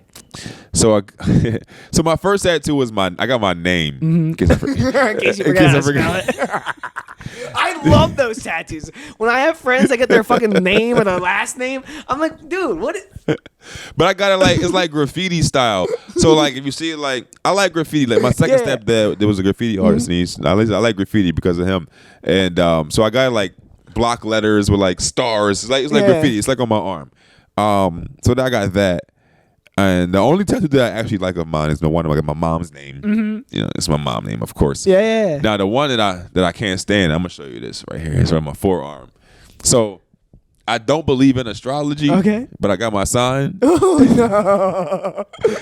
Trying to wait? Were you going through a phase where you're trying to get white girls or something? No. Oh, okay. No, Dr. Umar, I would never go through that phase in public. Yes, I love that reference. Finally. Dr. Umar, and I would not do that in public. Okay. But my dad got his sign tattooed on his forearm, And I was like, okay, my next tattoo, I'm gonna get my sign on my forearm. Fair. But I'm not like a sign person, and I really don't really believe in it. Okay. Like I don't think that people are certain ways because the days of the month they were born. I think it's because of your genes and how you're raised. That's what I believe. I agree. But I still got my sign tattooed well, let's on see me. It. Come on. And I'm an Aries, right? So I'm an Aries. That's the sign, right? So I'm gonna explain it. I gotta explain it. So their original tattoo design did not have these 4 flare outs on the side. I went in there. I was like, hey, can you? And it didn't have these like curly Q things up top here either. It was just like solid, like a solid line. Okay. I went in there. I was like, yo, can I get that? But can you like add some stuff? Yeah, make it look cool. Can you like spruce it up? And he like just add these things and tattooed it on me. And no, that looks like kind of cool. It almost looks like this is almost like a dark spirit.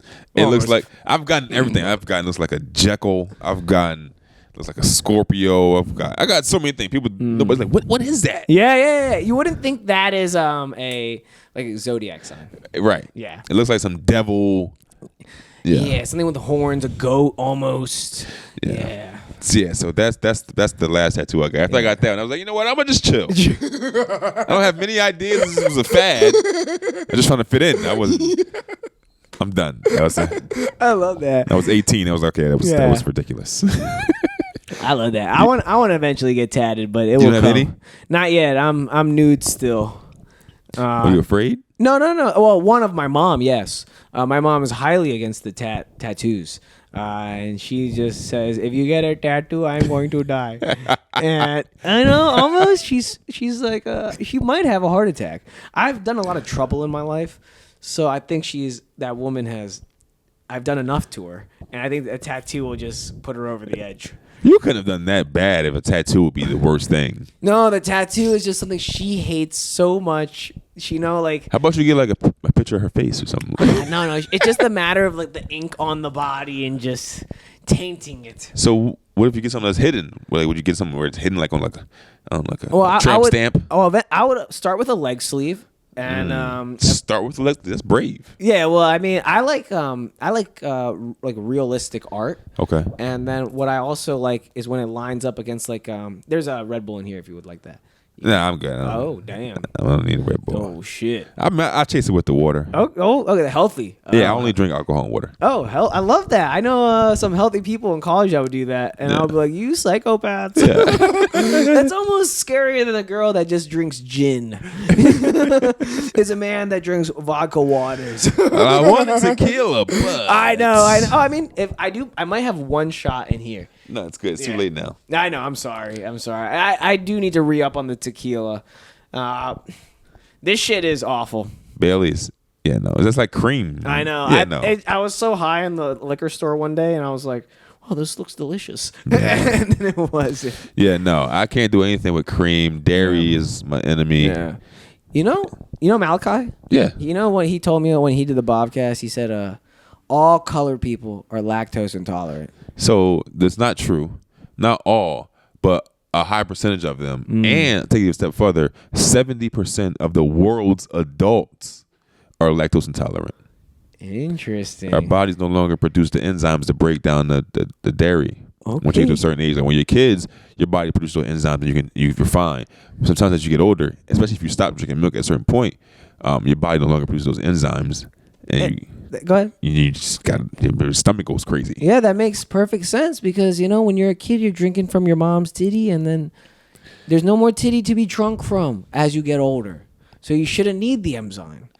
So it's a thing. I think that if we drink a titty milk, that would be fine. The problem is we're drinking cow titty milk. Yeah, we're not cows. Yeah. No other animal drinks another animal's milk but us and cow. Why we're not cows and goats? Right. We shouldn't be drinking nobody else's milk. Yeah. You don't see cows getting breastfed, do you? No, not at all. Dude, imagine a baby calf breastfeeding off a human woman. I think he would literally destroy her body. like I'm just talking about the science of it, not even trying to make this weird sexual thing. There's like the sucking factor of a baby cow just being like from a. I think she would die. She's like at the mall, like in pain, like, oh, what the fuck? Let go. Yeah, she's not even gonna be able to have her hands here. Actually, her hands are going to be on the big ass head of this cow. Yeah, yeah. And we're wondering why every time we eat cheese pizza at 40 years old, you got to poop for 4 days straight. Yeah. That's because you're not supposed to be drinking and eating and taking dairy. So, Malachi, I don't think 100% of color people of color are lactose intolerant, but it's a high percentage, bro. And I forget why, but I think it's more black people and brown people. I forget the reason why we're more lactose intolerant. I don't know either, but maybe because white people look like milk. I'm not sure. They smell like mayo. Oh God, no, we love you, white people. I'm sorry, you guys are like 3/4 of my listeners. I love you guys. I love mayo though. Like I don't know what a stereotype. Yo, real talks. That like only white people like mayonnaise. Like I love mayonnaise, bro. Yeah. Like I'll get mayonnaise on my finger, I'll lick it off. Yeah, that's how much I like mayonnaise. And a lot of people hate on mayo, dude. They're closeted mayo lovers. Everybody loves mayonnaise because everybody loves tuna salad, potato salad, all that kind of. You like mayonnaise. You may not like to see it on like a sandwich, but you like mayonnaise on a burger. You like mayonnaise, man. Yeah. Don't be hating on mayonnaise, man. No, mayonnaise is great. I don't like if you put mustard on you. Can you put mustard on a hoagie? Mustard? No. Yeah, spicy mustard I enjoy. With no mayo? No, I like... Also mayo. Yeah. Right. Yeah, so imagine no mayo at all, just mustard. Yeah, no, that's gross. Right. Yeah, that person needs to be shot. Exactly. Yeah. And their food should be given to the homeless. Yeah, and that person shouldn't even get a burial. They should just be left somewhere. And then all the food at their funeral should probably just be no funeral. No funeral? Just disgraced human. That's so mean. You know what I said? Yo, dude, you know, I've been having these bad thoughts lately, and like one of them was like, all right, so we were talking about like art at work, and I was like, guys, I've been thinking. First of all, I said it in a way that it sounds like I had been thinking about this.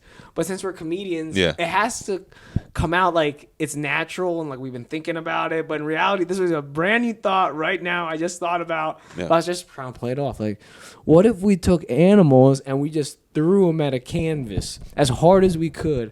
And then everyone was like, yeah? And I was like, no, but you got to throw them real hard so they splatter. Ooh. And then that's the art. And my boss... who's my age, he goes, Bhav, I'm going to have to be honest with you. I don't like that idea.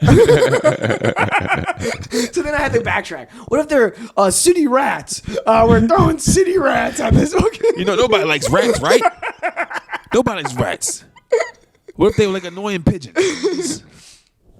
Yeah, so I'm confused lately how they take me at work now. Well, they come to your shows and stuff too. Yeah. But that was just such a cruel thought. You know, I never, everything I joke about is so natural and like what's happened to me in my life. Yeah. But this was like, oh, guys, let's just go down a rabbit hole of Bob's brain. And when I said it, and I work with all white people too. Yeah. And I said, oh. They love animals. I do too. That's the thing. No, I don't like them. No. Oh, you do? No. So why do you want to throw them against the wall? It was just a joke. That was... No white person would joke like that. I know, but in public. I'm brown, it's early in the morning. I just pooped. So you talk about killing the animals. Rats. You started off at animals. Rats are animals, right? I know, but look, let's be real. Like, I couldn't throw a cow at the fucking canvas and like, you know what I mean? You could a calf. Like a newborn. Oh, no, they're still like 80, 90 pounds. Dude. Chuck one of those at the fucking wall. Two people get two by the head, two by the we had to do it together. You know what I mean? But yeah, just like how it's not working well here, it's just worked just as worse at work. Gotcha. Because they're not comedians. I feel you. Maybe you should keep the splattering animal blood out of work. I am now. For you not have a job and you be unemployed. Yeah, no, I don't want to be like that. No, the rent here is too much to do that. I'll be fucking out in a second. Exactly. Trying to get more comedy gigs. Like, yo, where's the money at? Yeah. Yeah, man. Or driving Uber or something like that. Mm-hmm. Nah, I'm like, this zodiac sign thing is still cracking me up because I'm so blessed. I'm a Scorpio because that's like a cool one. Yeah. But like if I didn't have a cool, I think Leo is also a cool one. Okay. But if I didn't have one of those, I'd be in a tough spot. My dad's a Scorpio. He has a Scorpio on his. So, all right, look, this is going to sound. Let's go, Scorpios. So, what I'm about to say to you, every time I say this, the astrology people always say, see, look. So, I don't believe in astrology, right? Yeah. But my kid's mom is a Scorpio. Yeah. My ex after her was a Scorpio. Mm-hmm. My ex after her was a Scorpio. Oh, yeah. And I have had maybe at least 3, like, dating situations between that, all Scorpios. Like, is your shit attached to a Scorpio? I don't believe in this shit though. But is it like? I don't know. In their Aries and Scorpio. I don't know. I'm an Aries, so Aries and Scorpio. Okay. I don't know. Maybe I'm not sure. But it's just funny though that like the last 3 serious relationships I've been in have all been with Scorpios. Yeah. Hold on, let me see if you're a match. Scorpio loves who? I think that's probably the easiest way to. Scorpio loves who? I think they're Cancers, and you said Pisces. I'm an Aries. Aries. Oh, no Aries here. See, but no, I don't believe in it either. I think Scorpios get a bad rap because everyone they say that Scorpios are like a fucking. It's like the mean one. But if everyone is telling you your whole life you're mean, eventually you turn fucking mean. That's true. That's true. Like, I might as well show you guys who you think I am. Yeah, and I've been like thinking about this like recently and like just overall in life, like Justin Bieber, Bill Gates, Canadian people. I was wondering where you're going with that. Yeah, no, just wait. Like maybe not Bill Gates, but like Drake, Canadian. Okay. Their parents were so very uplifting. Oh, Bieber, you're a great singer from the very beginning, right? Yeah. Whereas sometimes over here they're like, oh, you suck. So then that bends your whole will for the rest of your life, right? Like Bieber probably never really thought he was a shitty person until like he was like in the Middle East and threw his monkey at a Lambo. You know what I mean? Like, is that what happened? No. Did I miss that on TMZ? No, but like, you know what I mean? Like real talk, like until he got involved with drugs and alcohol, he started making these bad decisions. But up until then, like he was such a perfect child, and they're telling him like if your parents told you your whole life, Alan, you're a great, upstanding, best comedian, funniest, like every day, 18 times a day. Eventually, you'll get in your head, right? I'm that guy. Yeah. So it's like that's what I've been thinking about recently. All the fear mongering in our youth and shit. But I mean, so you saying the Canadians are fear-mongering our youth? Is that what you're saying? No, I'm saying our parents fear-mongered us, and sometimes we have negative thoughts, and they up there had, you know what I mean? Like so I think that I don't think that because they're Canadian that their parents. No, that's a joke. But like, okay. Not everybody in Canada is happy, and just like everybody in America is just shitting on their kids' dreams. But it's just more to the I'm just congratulating those parents. Yeah, that's what it is. I got you, but they're American parents that big up their kids too. You know what I mean? I just think in America sometimes life is so confusing. Yeah, it is. We can move. We could. Would you move to Canada? Not Canada. I would first have to try India, I feel like. Okay. You know what I mean? And then maybe Bali. I've always had something is calling me to Bali my whole life, and Hawaii. I think I'm an island boy without referencing those island boys. You know what I mean? Island boy. I don't know what's happening with those kids, and I don't like it. I don't fucking. Yeah, they be kissing. Yeah. They be. I don't know. It's weird, man. I don't know what's going on with those guys. You say like you're self-producing all that jazz. That's nice because we never get involved with that kind of shit. You know what I mean? What kind of like the someone owning you because they gave you a lump sum of money for something you're doing on the internet or producing content for. I had a guy try to give me $20 to play a gay man in a skit once. 20, dude? Just 20. He tried to own me for $20. 20. I don't like that. I said, bro, you want me to switch only for 20? I could walk better. Come on, you get me. Nah. I wouldn't do it. So like, no, yeah, I'm glad I'm self-produced. Yeah.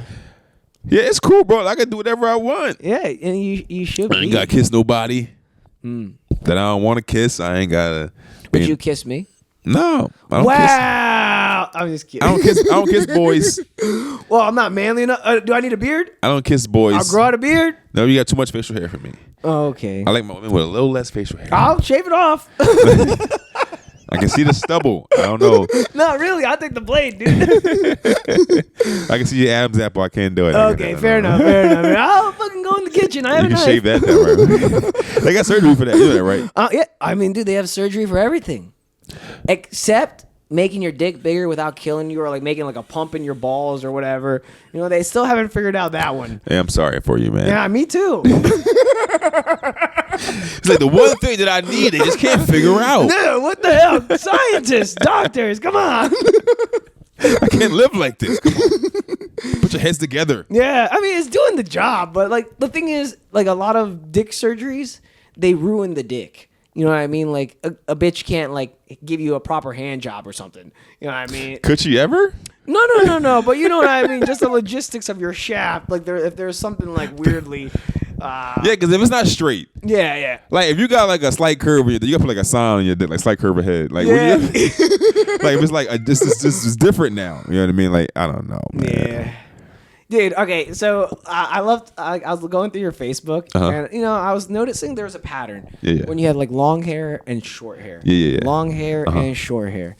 And if you look at me right now, I'm in this long hair phase. Yeah. So I kind of thought about it. Last time I saw you, you were with a lovely lady at a show. So does the hair pattern when you're seeing a lady and you want to look sharp versus when you're out there just like feeling like rough and like just, I don't give a fuck? The hair pattern has nothing to do with a woman. Has nothing to do with anybody else. It's just where I'm at in life. Yeah. So I used to have locks. I had locks for like 3 years. And I was just in a space where that's the vibe I was on. You know what I mean? I was on my lock journey. You know what I mean? I feel like I go through eras of my life and it's always defined by my hair. Yeah. So you can always like, look at my hair, like see where I'm at in life. You have a good head of hair. You should play with it. It's balding. It's thinning. Top's thinning. You can't see it, but I can feel it. I know my hair. Yeah. I mean, It's thinning. you're also you have like I mean, not to be racist, but you have like black people hair, so it's like dense. You know what I mean? Yeah, but this is different though. It's thinning now. I know, but like it's still like it's easier to hide than if you just had like thin hair. I see what you're saying. Yeah. That's it's a respectful comment. That's what I want you to know. So I mean, people can't tell because I'm tall too. Yeah. Oh yeah, it's beautiful. You know what I mean, so I'm 6'3", so like, that's not bent down or something. But like, Only Shaq can tell. yeah, right. Shaq and Wemby is the only people they can see. You know what I mean? So it's like, but yeah, I mean, I don't know what I was saying, but yeah, it's It's a nice head of hair, and you can do whatever you want, and then like you. That's what I was saying. Yeah. So I go through eras. Yeah. So like my hair determines my eras, and like I think that recently I have been posting content from when I had hair. So I think it might have been throwing people off. So you might think I've been going back and forth, but like that was just like a 3-year period where I had locks. Yeah. But now I'm just. But yeah, it ain't got nothing to do with like a woman. Like they gonna feel the vibe no matter what kind of hair I got. You know what I mean? Because. Right, but do you find more time when you're locked in with a woman, you have shorter hair or not? No. Okay. I feel like when I'm locked in, I don't really care about how I look. So when I'm in the streets though, I want to have my thing more cut now normally would if I was locked in, because I'm locked in. I don't care or whatever. You know, I don't care what the other girl's talking about. But when I'm out in the streets, you know what I'm saying? Maybe you get a shape up or something. You know what I'm saying? Okay, Alan, I see you. See, like when I was single, like in my youth, I had long hair. Yeah. And then I got a girlfriend, and we were dating for like 7 years. And that whole time, I had like buzzed haircut. I looked sharp. But now I'm single again, and I'm like, yo, let me just bring out this stupid ratchet mullet. Yeah. Because one, I have the power to do it. You can. That's if one other other dudes have told me like, oh wow, you grown that so fast, and I've learned that's like a luxury I have. So, but I didn't know. You do. But like once motorcycle season comes around, if someone really likes me out, like this is the cool one. It's like, oh, do you want to shave my hair? Like that's if I really enjoy your company, I'll let you buzz it off. You know what I mean? And they fucking get wet. And then I can rock a fucking buzz cut. Like I love a buzz cut. This is like too much. You know what I mean? Like I like coming out of the shower and my head just being wet. I mean dry. You know what I mean? Like when you have a buzz. So what made you get the mullet? I just was like, our scene is like all the young kids have like crazy degenerate hairstyles. Yeah. I'm like, someone told me once I wasn't fun. And I was like, you know what? Let me show you fun. And I grew this mullet. Yeah. And eventually I'll get rid of it. But it's like I can rock hairstyles, and I'm like, let me do it for a little bit.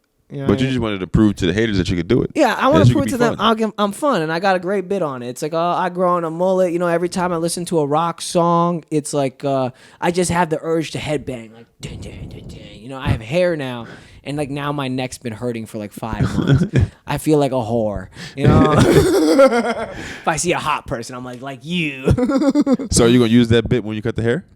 No. It's just for the mullet. You know, once Once the mullet's gone, the bit's done. Yeah, exactly. But like that's how sometimes some jokes should work. You got to record it. Yeah. Well, yeah. I mean, I'm waiting for the time. Like I've been trying it, but like I'm gonna keep the mullet for like. But the ones what I'm saying is the jokes that you foresee yourself just being here for a short amount of time or they're current. Those are the ones I make sure I record so I can post those because I ain't gonna have them for a while. I agree, dude. I've been like sitting on like I did like probably like 30 shows between like September and December of like last year. Yeah, and I'm like still sitting on all those tapes. And I'm like, when am I gonna fucking edit these? Like, cause I'm gonna like sit down and edit this. Yeah, you know. Then I got to do all the clips for this, and this is a little bit more important to me than those. Yeah, because we can like. I can always tell one of those jokes again and just make it like so much cooler or sharper or do better. Yeah, and it's like I feel you. I feel you. So it's like, when do I sit down and waste time on editing those? And then it's like, I don't know. It's always an internal struggle because this is more valuable to me sometimes than doing that. You know, I've uploaded the same joke multiple times. Yeah, and like how's the performance? Like it's been like I never do it like a week apart, but like if a month or 2 or 3 goes by, you upload it. It's better now. You might have punched it up more, but it's sharper. It's like a re-record of a joke. Yeah. Like, okay. I see what you're saying. It'd be this. I wouldn't do the same video. Yeah. Okay. But it'd be like me telling the same joke again. Like I've done that with a lot of jokes. Yeah. Because like they get better. Yeah, of course. You know. And like especially since they're stories, I think like if you make them better, you enjoy telling that story more. You're like you have more attachment to it rather than just like a setup punch about like fucking stop signs. Yeah. Like this is like sometimes I don't show it on stage, but if you don't laugh at one of my jokes, my feelings get hurt because this actually happened to me. You know, like this is my real life. You don't like you don't like me, and like you don't understand. Like this has made me the person I am today. Mm-hmm. So it's just you should hate that experience. Yeah, you know what I mean. Like I don't tell jokes. I just tell stories. You know. Mm-hmm. No, I feel you though because it's more personable. Yeah, it's personal to me. It's like y'all don't like this thing that happened to my life that I thought was crazy. Now I feel bad. You know what I mean? It's too much, Alan. I'll tell you. And when they don't like you, it really hurts you. But that's why we're out here fucking making real fans. Yeah, man. That's all I really want is real fans, though. Yeah. That's the mission I'm on right now. Of course. That's like the real mission. The connecting with people. Like being a comedian is like such an extroverted sport. Mm-hmm. And like when you're an introverted person, sometimes it's like the most introverted comedian is like the most extroverted person. You know what I mean? Isn't that crazy? Yeah, I feel you. I don't like people. I think because you do this job, you start to not like people. I don't know. I think I always like to stay in the house, stay to myself, think things like that. Mm-hmm. Like I got my friends that my friends is like a small group of people. Of course. You know what I mean? So yeah, comedy has having to be extroverted has held me back at some places, and I know exactly where. It's like, yeah, I don't want to go to that party. Yeah, I don't want to go to that show. I just don't feel like it. They see me, they know who I am. They know I'm funny. Why do I gotta go? But that's part. It's part of the game, man. Like, is that because you're introverted / extroverted, or is it because you're getting tired? Oh, I know I'm introverted. Oh, okay. Recently, I've been feeling tired. Yeah. I don't think an extrovert's ever like, oh, I'm too tired to be extrovert. Right. Okay. Fair enough. I agree. So I don't know. Maybe they do get tired at some points, but I know that I genuinely love telling jokes, and that's all I really want to do. So when it's like I gotta do things outside. When I have to do things outside telling jokes, I don't want to do those things. Yeah. So if I have to go and shake hands, and I don't want to, even though I should, and I probably will do it. Yeah. But I don't want to. We have to do things we don't want to do sometimes. Yeah. That's life. That's part of being a fucking man. Yeah. And a human being in society. Yeah. So I suck it up. I do what I gotta do and just try to be as funny as I can on stage. That way, the funnier you are on stage, the less networking you got to do. Yeah, because they'll fucking network to your ass. Exactly. Yeah. Dude, I remember the first time I saw you was at Comedy Cabaret, Northeast Philly. You had this broken ass hand. Oh shoot. Yeah, man. And I was like, and I thought you were new. Like that's like how stupid my ego was because I probably was like a 1 year in. That was that bad. You thought I was new? No. I'd never seen you, so I thought my marker for whoever I seen was a comedian. You know what I mean? This fucking young man ego. And then you went up there and crushed with this stupid broken hand, and I was like, who is this guy? And then I was so thankful you were nice to me.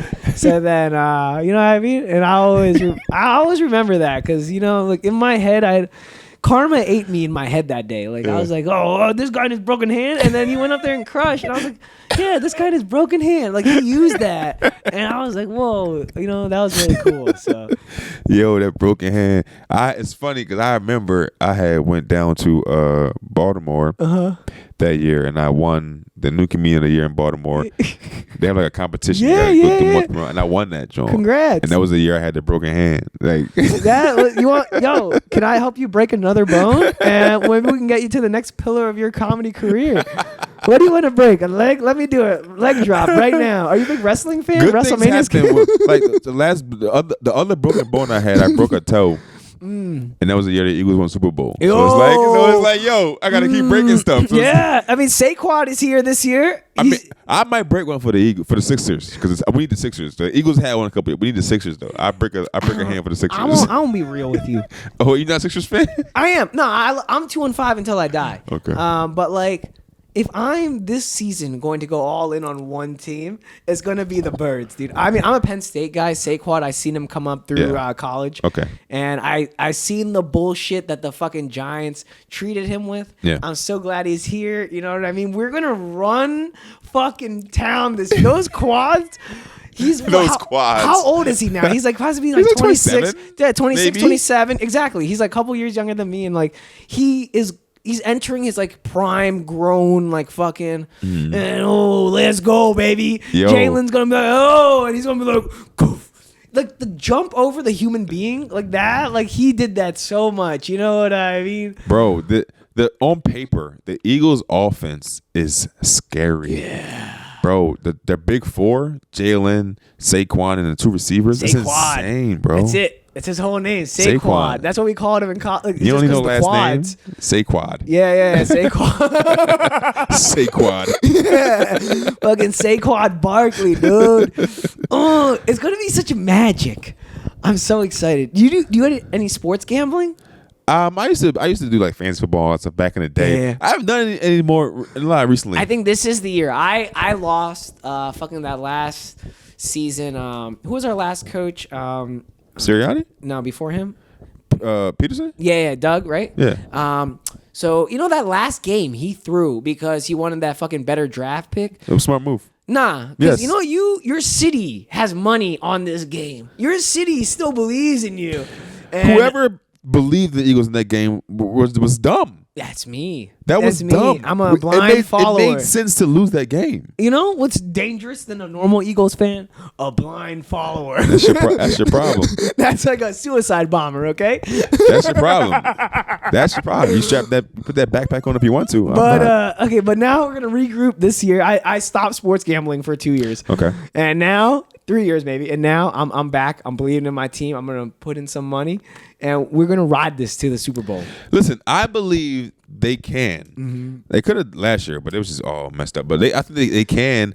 But it's just going to take the defense. The offense, I have no worries about. It's scary. I'm scared. I'm nervous just thinking about it. I can't wait. It's gonna be. I'm gonna nut. Dude. I'm so excited. I may even go to like spring training games. No. He said no. You're not gonna catch me at that. That's too far. You're not going up to Lehigh. Okay. Absolutely not. All right, brother. Let's get out of here. One last question before you leave. One advice you could give to your young self. What would it be? My young self would be to talk about what's going on. Like I'm a do it all myself kind of guy. Yeah. Like I want to do it all myself. I get pleasure doing it all myself. But I would tell my younger self to ask for help, not try to do it all yourself. You know what I mean? I made a lot of mistakes trying to do it all myself, and like, yeah. And I think I'm learning that. Like, even when it comes to my album, just saying to on Facebook to everybody, like, yo, I'm not in a good place. Yeah. This happened. Like 10 years ago, I'd never done that. Yeah. And I'll still be stuck without an album. But I said that, I opened up, I stepped outside of my comfort zone, and now I got an album coming out next week. So it's like, yeah, I would just tell my younger self to, like, ask for help when you need it, man. I love that. Yeah. I love that. All right, Alan, tell them where to find you. Tell them when your album's coming out, what it is. I mean, yeah, man. You can find me on all social media platforms. My username is just my name. It's Alan Massenburg. Type in ALAN, the letter Mass, MASS. It'll pop up. If it don't pop up, I'm not working hard enough. Don't worry, I'll put it under your body. Yeah. So then my debut comedy album will be available on March 22nd. It's available now for pre-order. You go on iTunes, go on Bandcamp, wherever you stream music, Spotify, Amazon. Look up We Got Action. I'll give you the links if you want to put that too. I don't know. We Got Action. Links, Alan Massenburg. We Got Action. You scroll, you see me, man. It's there. Thanks for having me, bro. Of course, brother. Thank you for coming through. Thank you, man. Deuces.